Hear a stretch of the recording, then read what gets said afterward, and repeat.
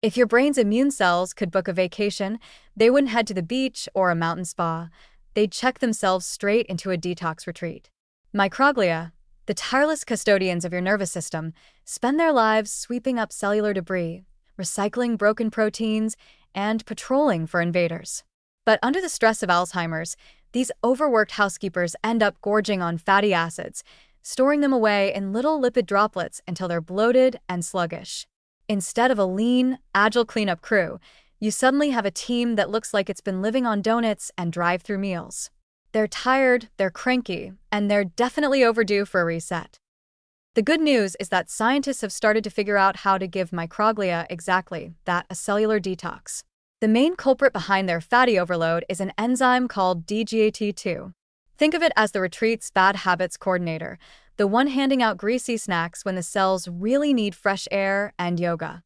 DGAT2 takes healthy fatty acids that should be burned for energy and stashes them away as long-term fat. Over time, this builds into a sticky backlog of lipid droplets, leaving the microglia too weighed down to do their jobs. But when researchers tested ways to inhibit DGAT2 or encourage its breakdown, the change was dramatic. The fat shrank, the cells slimmed down, and suddenly the microglia were back in action, clearing plaques and protecting neurons. It's basically the brain's version of a juice cleanse, except with real science behind it. Once the fat stores are reduced, microglia seem to regain their balance, as if they've had a weekend of meditation, clean eating, and maybe a little hot yoga. They're restored, re-energized, and ready to take on the heavy lifting of protecting the brain again.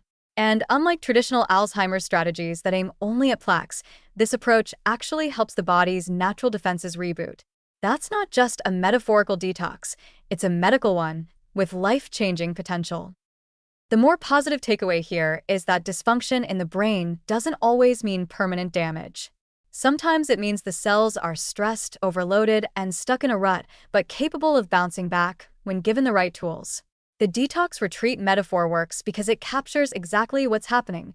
The microglia are not villains, they're overburdened helpers who need a reset. And resets are possible.